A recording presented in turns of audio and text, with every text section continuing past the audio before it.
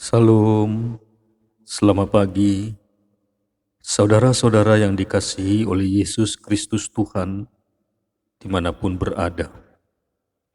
Kiranya doa dan harapan saya, kita semua ada dalam keadaan sehat, sukacita, dan damai sejahtera yang daripada Tuhan.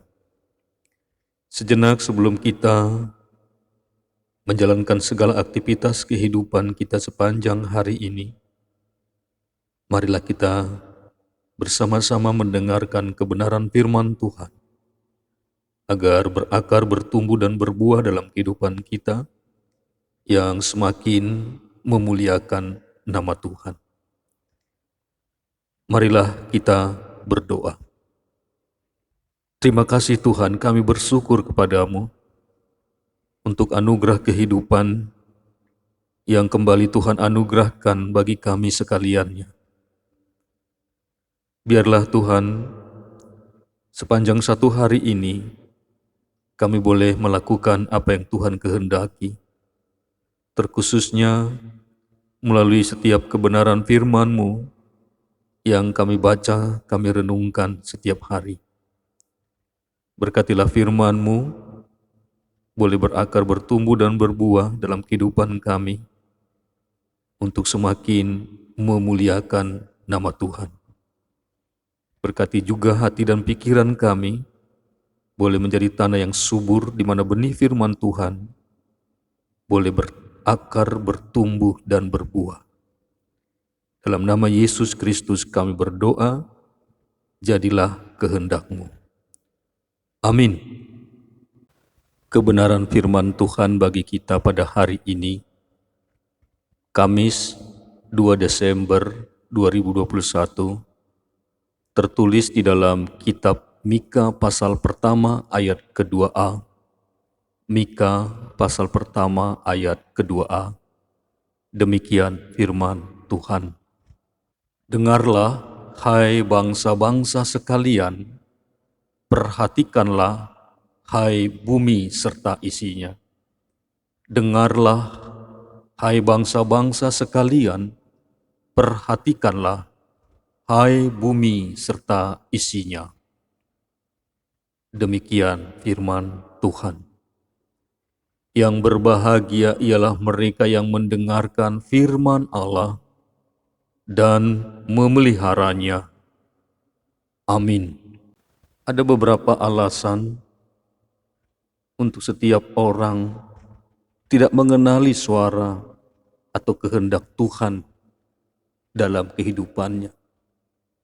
Ada 3 hal yang menyebabkan seringkali kita tidak mendengar atau tidak bisa mendengar suara Tuhan, suara Yesus Kristus.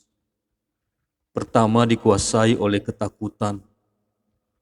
Orang yang dikuasai ketakutan ini digambarkan seperti pendaki gunung. Telah berjam-jam seorang pendaki gunung tersesat di jalan. Ia terperosok ke sebuah jurang. Untunglah dia sempat berpegang pada seutas akar pohon. Karena takut, dia berkata kepada Tuhan, "Tuhan, tolong saya. Apa yang harus saya lakukan?" Lalu Tuhan menjawab, "Lepaskan saja peganganmu." "Tidak Tuhan, nanti kalau dilepaskan saya bisa mati. Saya belum mau mati." "Lepaskan saja, percayalah kepada aku." Pendaki ini tidak mempercayai suara Tuhan. Ia tetap berpegangan pada akar pohon hingga pagi hari. Setelah keadaan sekitarnya terlihat dengan jelas, ternyata jarak antara kaki dengan tanah di bawahnya hanya sekitar 1 meter. Seandainya saja pendaki ini menuruti suara Tuhan sejak awal, tentunya ia tidak usah berjam-jam bergantungan pada akar pohon. Yang kedua, orang terkadang tidak bisa mendengar suara Tuhan karena terlalu disibukkan dengan kebisingan dunia dan kesibukan pekerjaan. Suara Tuhan yang lembut nyaris tak terdengar atau diabaikan begitu saja. Ibarat seorang mandor di pabrik tekstil kehilangan arloji kesayangannya. Ia sudah berusaha mencari ke sana kemari, tapi belum bisa menemukannya. Beberapa temannya juga membantu, tetapi hasilnya nihil.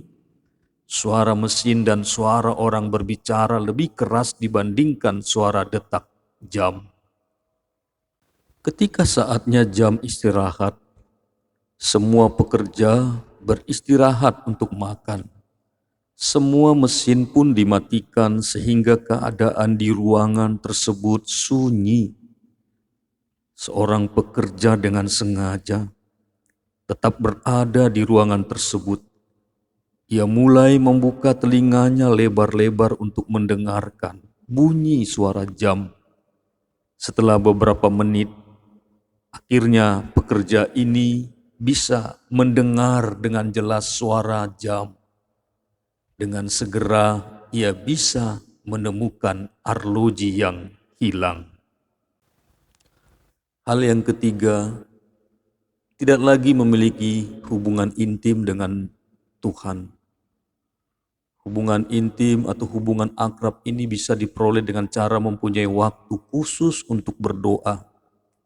Berdoa berarti berkomunikasi dengan Tuhan, mengungkapkan isi hati kita dan mendengarkan kehendak-Nya dalam diri kita. Membaca firman Allah secara rutin pun bisa mempertajam kepekaan kita dalam mendengar suara Tuhan. Selain itu, hal yang tidak kalah penting adalah bersaksi mengenai kebaikan Tuhan kepada orang lain. Tuhan akan memakai kita dengan menaruh perkataannya untuk disampaikan kepada orang-orang yang kita temui. Dua sahabat yang sudah 10 tahun tidak pernah bertemu, tentunya tidak begitu mengenali lagi satu sama lain. Bila dulu kehadiran sahabatnya bisa diketahui hanya dari batuknya, setelah lama tidak bertemu orang akan lupa. Agar bisa mengenal suaranya kembali, tentunya ia harus rutin menjalin hubungan yang lebih dekat lagi. Bapak, Ibu, saudara-saudara yang dikasihi oleh Yesus Kristus Tuhan, firman Tuhan pagi hari ini ingin menguatkan dan menegaskan kembali betapa pentingnya kita menjaga hubungan, relasi dengan Tuhan. Sehingga ketika Tuhan berkata, dengarlah hai bangsa-bangsa sekalian, perhatikanlah hai bumi serta isinya. Kita mengerti apa yang menjadi maksud Tuhan dalam hidup dan kehidupan kita. Karena itu biarlah kita terus belajar menghubungkan diri kita atau berkomunikasi dengan Tuhan. Sehingga suara Tuhan yang kita dengarkan memberi penghiburan, memberi kekuatan, memberikan pengharapan, dan membangkitkan semangat.